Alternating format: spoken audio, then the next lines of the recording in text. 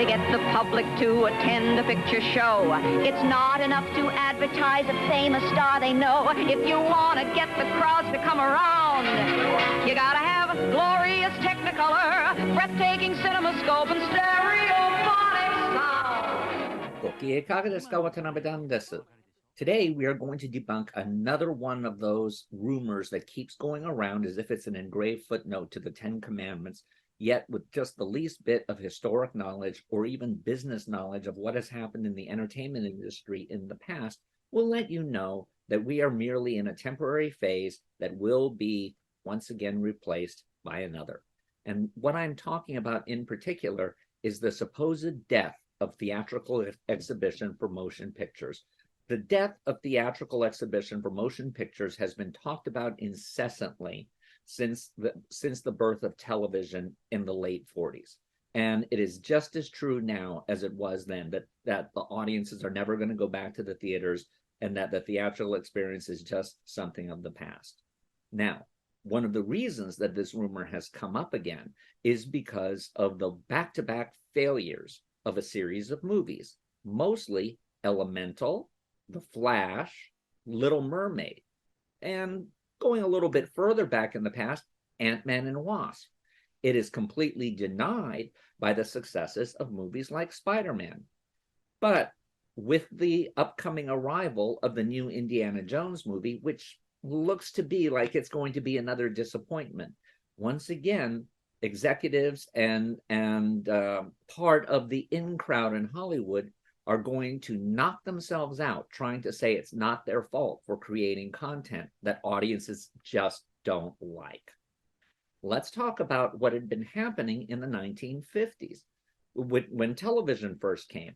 One of the reasons why theatrical was doing so badly is that people were having that post-war change, that you had the GI Bill, you had more and more people going to colleges, you had more and more people starting families to make up for lost time.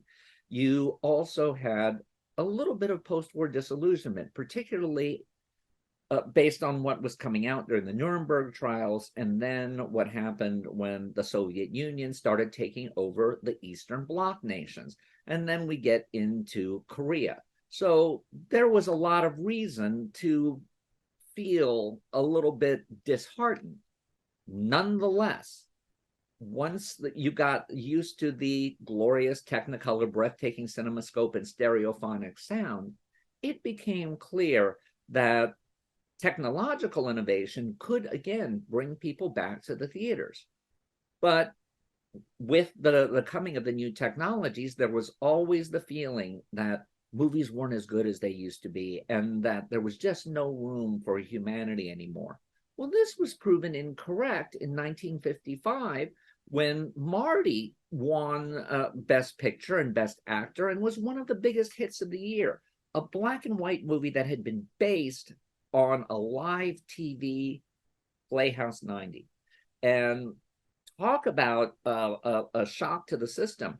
This was the first time that you had a television program adapted to feature films and winning a major Academy Award. Similar times when the death of theatrical were mentioned, when home video and premium cable all arose at the same moment. Nonetheless, what that succeeded in doing was driving people back to the theaters anyway, if for no other reason than to see what might be coming up next. In terms of the world of streaming and the much greater quality that you have available on television right now, yes, indeed, those are greater incentives to see a movie at home rather than bothering to go through all of the rigmarole to go outside. However, that's a false dichotomy, because that assumes that most people go to see movies for the exact same reason that people in Los Angeles, New York, San Francisco, Chicago, the big cities, go to see movies. When you're in a big city, most of the time you go to see a movie to have an artistic event.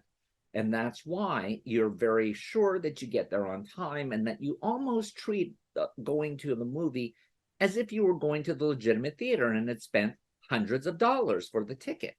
Because there is something special about taking yourself out of your regular environment, not being at home, and doing something because it looks like something special. And certainly going to see a movie in the theater is special versus viewing it on TV.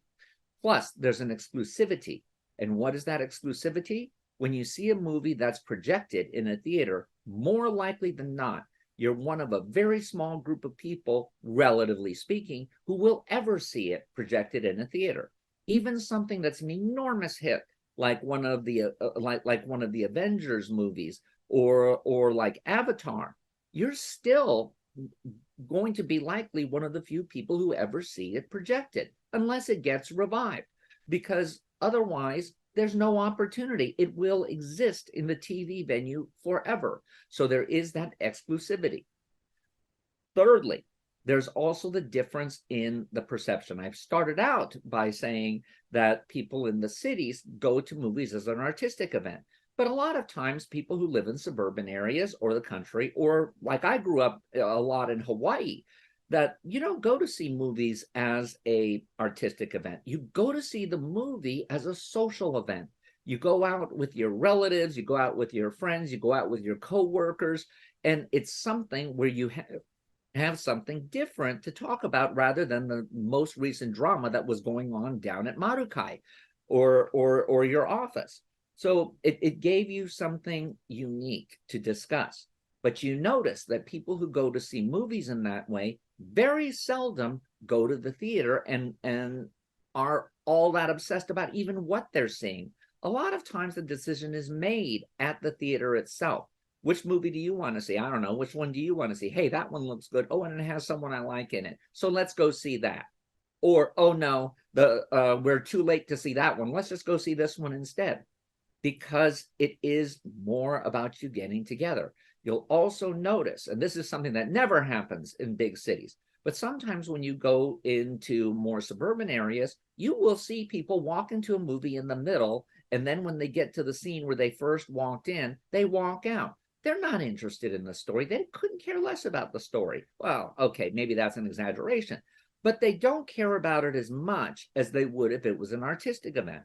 So therefore, they don't care to see it in a coherent order. They just care to see it.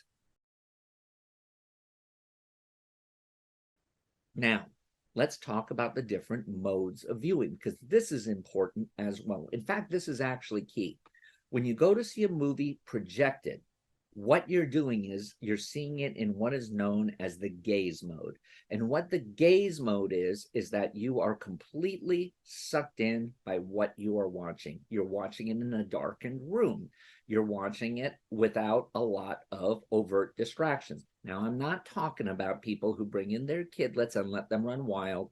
I'm not talking about people who act like they were born in a barn and are sitting there using their cell phones and talking as if they're in their living room. I'm not talking about that. But if you're going to see it with a reasonable audience, you actually have your best ability to see the movie for what it was meant to be, because all of your attention is focused on it. That means you are also taking in all of the minute details. And there's a lot of details that even if you have your nice big 65-inch 4K television set, you're still missing. And as an example of some of those details, I have one for you that I'm not going to be able to demonstrate for you here because this is a computer screen. But take a look at Psycho, the Alfred Hitchcock movie from 1960. There's a key scene in that only works if you see it projected. I mean, it still works, but the real punchline of the scene isn't there. Vera Miles goes into Anthony Perkins' bedroom in the Psycho house, and she's looking around at this weird combination of children's toys and sexualized objects, including erotica on the record player, and then she finds a book. She looks through it. We never see what she sees.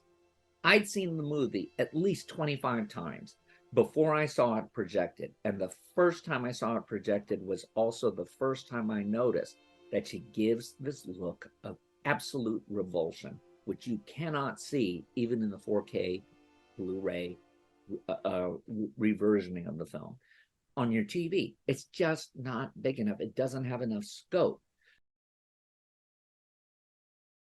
Conversely, compared to the gaze, there's the glance, and the glance is the mode that you use when you watch anything on television. And by television, I'm going to use that very expansively. By television, I mean anything that's not theatrical. And that will range anywhere from your 4K 65-inch wall panel to your cell phone. And let's be honest here, how many people actually watch most of their television on their cell phone? I'm going to say, as statistics bear me out on this, it's really over 60%. So much for, yeah, we're getting full benefit from the 4K and all that. You don't. You're looking at it a little tiny phone. So what you're actually getting, the reason it's called the glance, is you are not sucked in to the image that you're looking at. You're only glancing at it. And I know you're going to say, oh, no, I binge watch and I set my room up so that it's perfect for it. That may be. You're also in an extreme minority. The way most people watch television is they watch it with constant distraction. The number one distraction, of course, is their cell phone. So let's say that you are watching it on your big 65-inch 4K screen. You're still looking at your cell phone. You're still checking to see if you got that text. You're still checking to see if there's a good new TikTok video. You're still paying attention to see what kind of feedback you got on your most recent viral Twitter comment. So you're always distracted by that. But even more so than what your distractions are from other electronic devices is what's going on in the room around you. More likely than not, you're watching TV as part of your daily routine while you do something else. Now, that something else might be your homework. It might be something else like getting together with your friends and relatives. It might be something else like folding your laundry, yelling at your kids, or playing with the dog.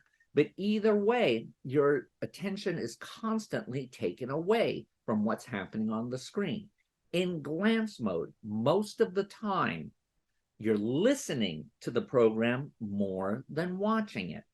And let's face it, outside of very few people, the sound system you have at home is no comparison for the sound system in a theater.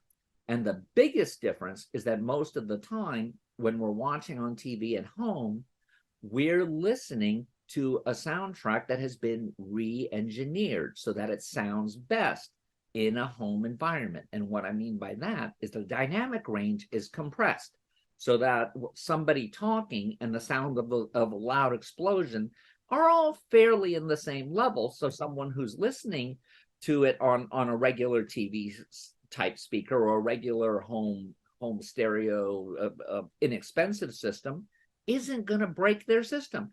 So therefore, it's not going to have that wide range between the loudest sounds and the softest. And you won't be able to hear the dialogue, or you're constantly having to ride the volume up and down if there's a lot of action. So you're really not seeing it under its highest and best conditions. I'm not even talking about not having the TV set up correctly or having to deal with this new trend that is very popular for no good reason of shooting everything so dark that it looks like you're looking at a blank screen or that something has gone wrong with your system. So there are those distractions. In fact, in the early days of television, early days meaning all the way up until really House of Cards, there was this acknowledgement that most of the time when something was originally meant for a television medium, that it would be composed for that.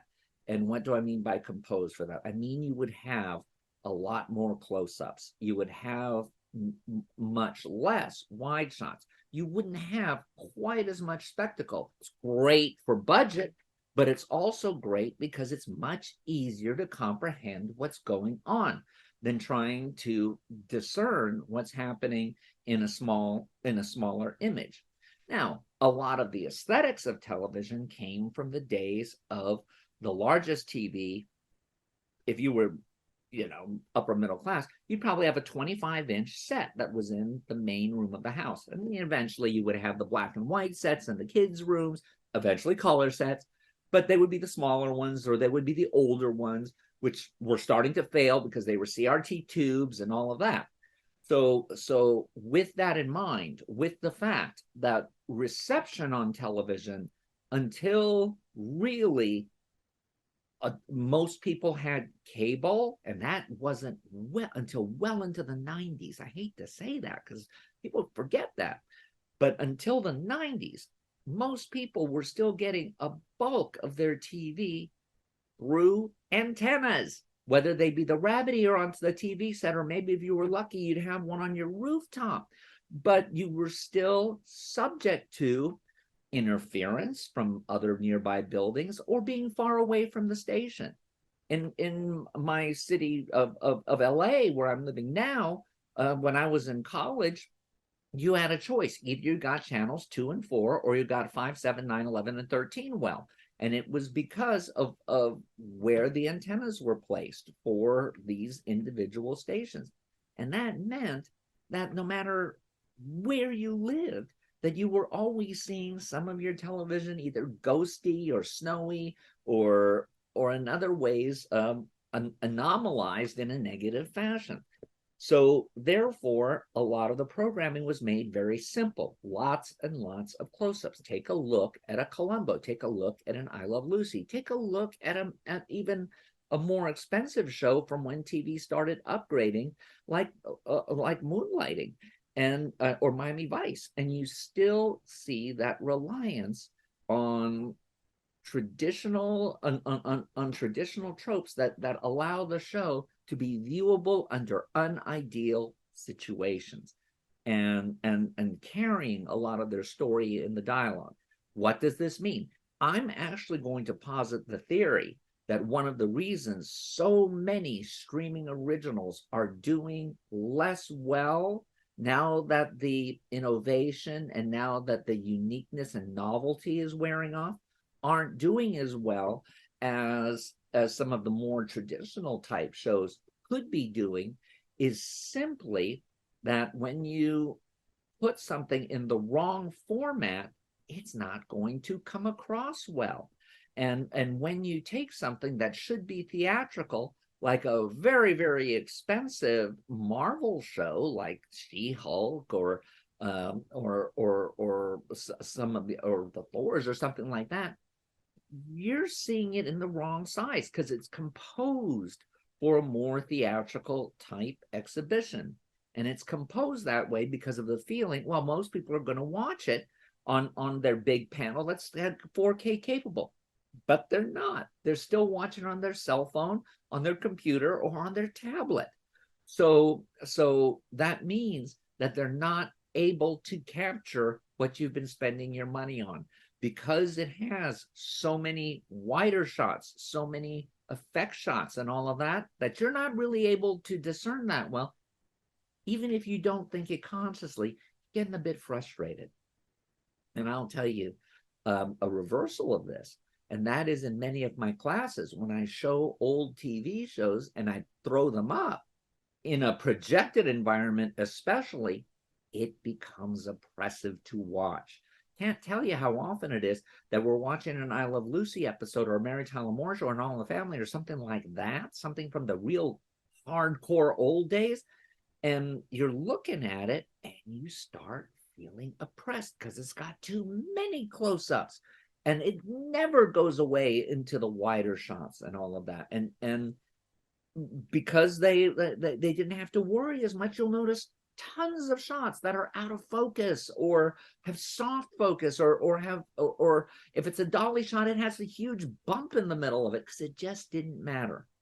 And so in the same way that McClellan used to say, the medium is the message, medium is the message. And theatrical is big spectacle or intimate dramas where you need nuance. Television is more oral. You're getting most of your information out of the soundtrack. And the visual is a support for that. And therefore, it has a different level of writing. And I do believe that this is one of the primary reasons why theatrical will remain. In a future episode, we'll go over how the economics of theatrical guarantee that it is necessary to keep that as the diamond means of presentation for content. I started this heat wave.